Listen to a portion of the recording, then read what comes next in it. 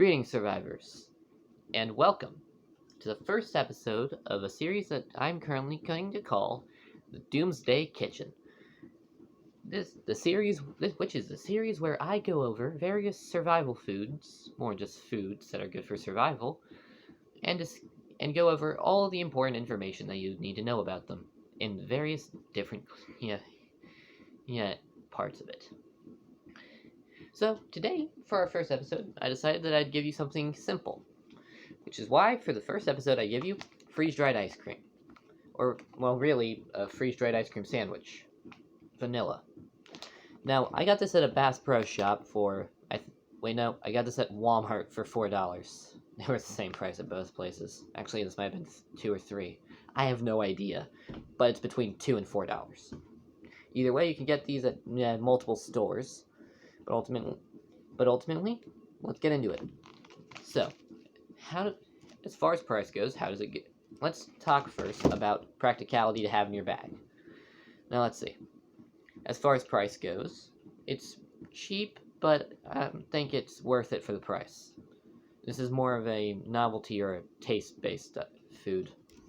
Ultimately, this is not really something that I would, want to keep multiple of in my kit. But let's talk about nutrition, and other things. Now, on the back it has clearly labeled nutrition facts, which are kind of mandatory at this point. Sorry, there's a moth. Okay. Serving size. There's one in each package. In each package there's 150 calories, which is actually quite low for the amount of space it takes up. There's 3 grams of saturated fat, 5 grams of total fat. There's 15 milligrams of cholesterol, 150 milligrams of sodium, 23 grams of carbohydrates, and 2 grams of protein. Ultimately, this, not really nutritious, not really calorie dense. Ultimately, I wouldn't recommend keeping this in your kit. So, ultimately, is it a good survival food? Ultimately, it's good to have some of them in your base. Maybe stockpile them in your base. Because as far as the expiration date goes, I don't know when this was made, but it doesn't expire for another 2 years. So ultimately, this alone can, it's not that good, but ultimately, you can do a lot worse. Now, with that in mind, let's get into the next segment of the the show, where I teach you how to prepare the food. For this, we are going to need a knife. Now, step 1. Open the package.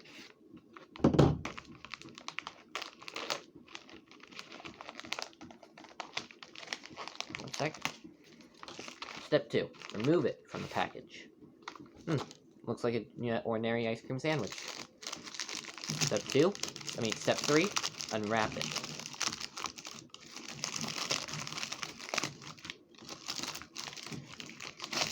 Step 4, there is none. That's all you really need to be able to make these, to eat these. There's no steps to cooking it, because you don't need to cook it. That's why, now ultimately, time for the next part of this show, the taste test, where I tell you if it tastes good, or if it tastes terrible. Which, for this show, I'm going to be using 3 different scales. First, I'm going to be using the system of scaling on a disgustingness level from that one show that Noah Grossman had in the Smosh Pit. Then I'm going to have a scale on whether or not it tastes good, and a scale on whether or not on how easy it is to eat, which I'm going to be calling the edibility scale. Now, let's get started with the taste test.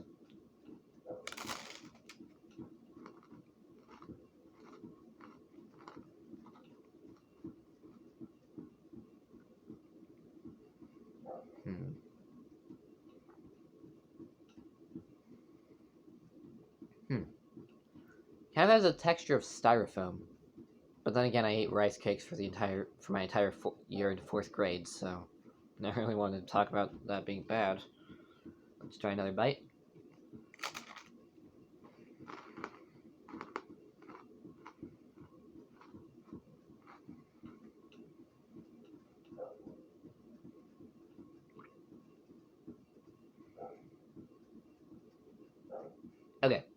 So on a scale of 1 to 10 on the gross out scale, I'll give this a 1. It's not gross at all. On a scale of on a 1 to 10 scale of deliciousness, this will get I'd say about a 4. Ultimately, it actually tastes better than an actual ice cream sandwich. I'm just not that big of a fan of ice cream sandwiches. And on for an edibility scale, on 1 to 10, is it edible? Ultimately, I'll give this a 6.5. It's clearly edible. It's just not that easy to eat. Yeah, not at all because of the fact that it has the texture of styrofoam. More so the fact that it's crunchy. Yeah, and dense to the point where it's actually a little bit difficult to chew, and it's kind of loud when you chew. Other than that, it tastes fine. In fact, it doesn't have much of a taste to it, so there's a slight hint of vanilla to it, but ultimately its lack of taste might actually be a good thing because, while it doesn't have a good taste, so it can't really be used that well as a morale booster, it can certainly be eaten by most people unless they just really hate vanilla. Because if people can't, because if it tastes like nothing, then anyone can eat it. Which is why some of those ration bars are so popular. Which, once I get one, I may actually do an episode of this with that. So with that in mind, I'm going to give one final scale. Actually, I'm going to give 3 scales. One scale to tell if this is a good food item, another scale to tell if it's a good item to stockpile for survival, and of course, a scale to determine how good it is for your survival kit. And I'm pointing over there because that's where my survival kit is. I'm not showing it to you because because I currently have a video in editing. Yeah, I got an editor, so now I can actually have videos editing. Yeah, I have a new survival kit with a lot of updates to it. And no one's gonna see this until my next update, until my video before it comes out. So as a food item, I'll rate this as 3. I'm not really a fan of ice cream sandwiches, but this is easily better than an ice cream sandwich. Well, at least a normal one.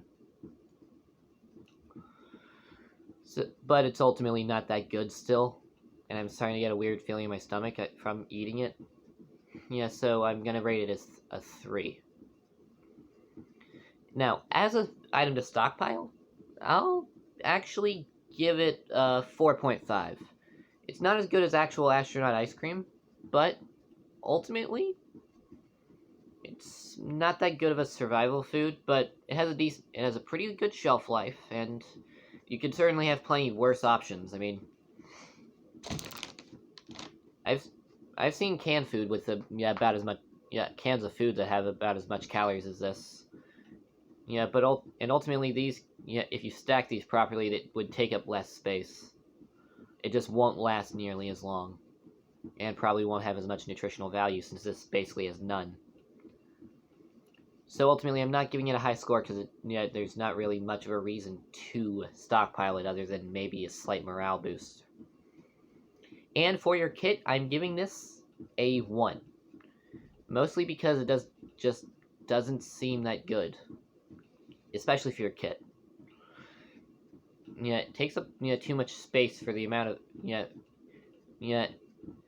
it takes up too much space for your kit, and ultimately I don't see much of a reason to carry it. Now, ultimately what are the problems with it?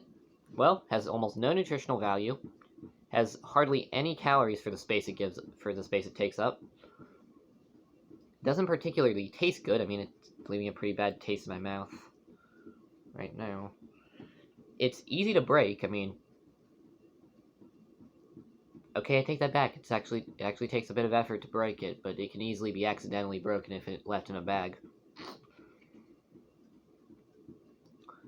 And ultimately, while it has a decent shelf life, there are plenty of foods with a better shelf life.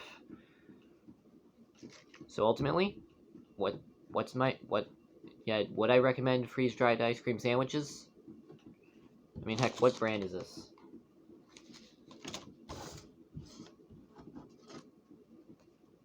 Oh, it's Mountain House. Mountain House, if anyone working at Mountain House is watching this, I'm willing to review some of your other freeze-dried foods if you sponsor me, but ultimately I'm not giving a good review for this. This is not good, especially for survival.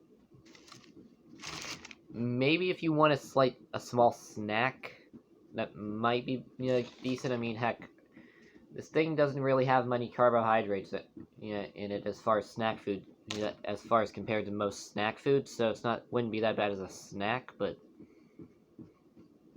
I don't understand why you would want it as a snack. Ultimately, I don't like this. So ultimately, my review for this as a whole is going to be a 2 out of 10.